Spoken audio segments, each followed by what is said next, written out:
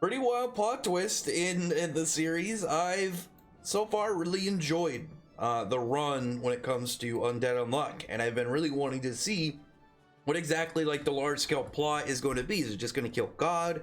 Are they going to be fighting, under? But now we know essentially the large scale reasoning for everything, which is pretty much like, again, what we needed, the plot. Why are they trying to kill God? Is it just they're trying to prevent like the end of the world? But this is even better because this gives us history instead of just what their plans for the future are. This gives us both past and present, as well as the future. So essentially, like Andy and Izmo, they got the Book of Revelations, they got the Apocalypse book, and while they're carrying it out and trying to get away, Izmo has like these images all flash through her head, and this was actually really confusing to me at the first part, because I was trying to be like, is this like alternate timelines, or is this just like, because that was my initial thought. It's like, oh well, this is being done like on a multiversal scale, and they have to defeat the person that's causing this or something.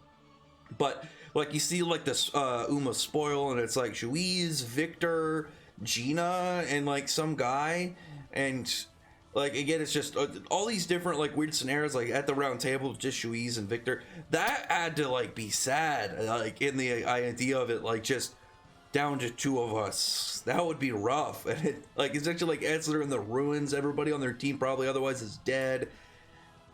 That's a depressing just picture right there.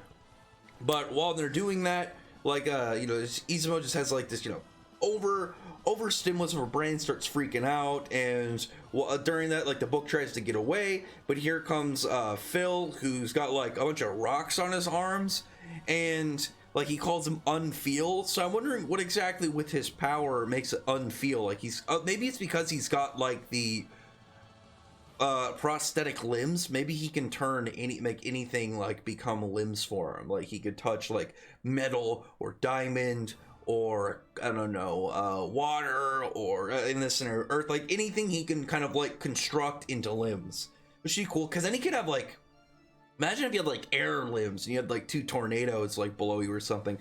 His would definitely be like a high utility ability, now that I think about it, if that is what exactly it does, or something of a similar nature. Might even more broken than that, because then it'd be like, well, what is the limitations? Could you have like, could somebody like shoot a missile at you, and you wrap the explosions onto your limbs? Because if it was something like that, where it's like as long as he's fast enough to react to it, and then he can combine it into his own body, he'd be pretty busted. Like I imagine it'd be like you'd have to use certain weapons to defeat him. Because I'd be perfectly fine with, similar to like Tatiana. Like Tatiana's broken, but she's also a kid. If this dude's also really broken, I mean they're all broken, but if he's broken in comparison to like even these other guys, it would kind of like be like, okay, you balance it out with the fact he's like maybe like an inexperienced kid or something, or maybe he's just a midget. I don't know.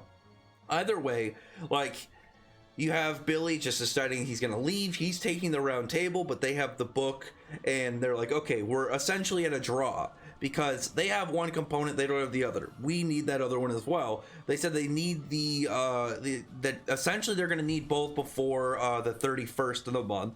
So it's going to be down between which one can retrieve it after doing all these missions. So I'm guessing that like on top of fighting the Umas whenever they go there soon, they're also going to have to fight members of Under, and then they're going to have to hopefully take the round table somehow in the maybe afterwards, like the conclusion of this arc. But while they're just finding out information about everything that's going on, what's happened in this with pretty much in reality the full of it, and Juiz even takes her helmet off, and like they seem to kind of be like a little bit worried for a second, because her ability, her injustice. But she's like, as long as she says, don't worry, this is in this state, my ability won't be an issue unless you answer a question about your vision of justice to me. Like again, it's pretty cool. I like to see that she's getting comfortable to talk to these guys, taking her helmet off, and she explains to them the world is in a loop. So it's always going through this cycle of with this book and all these tasks and all these things that will either cause deaths to people and change like reality as it's going, and ultimately God comes down and eradicates everything and restarts.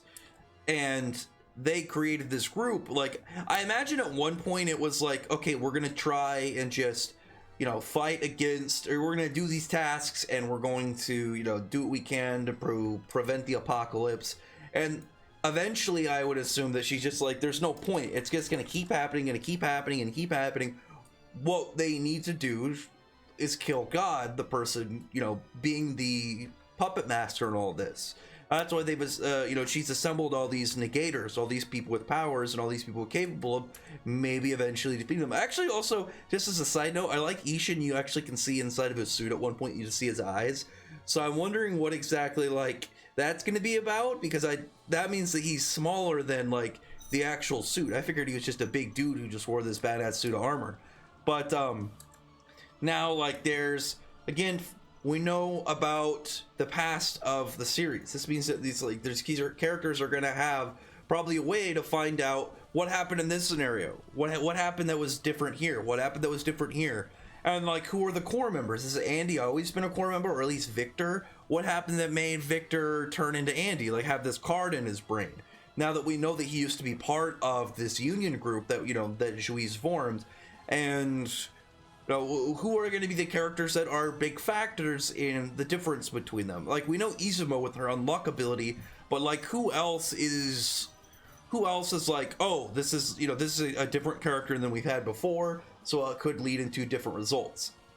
There's a lot really to look at when it comes to this, and what we're going to be seeing just kind of revealed in this next couple arcs rather, because this was already really big.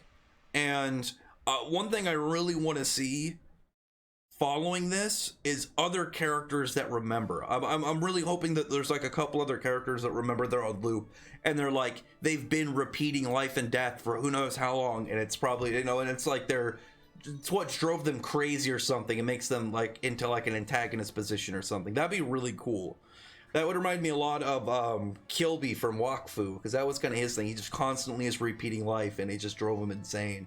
But other than that, though, comment below, thumbs up the video, friend the like button and the subscribe button, and check out my other videos. Other than that, I appreciate everyone who's already subscribed, and thank you all for listening. Bye.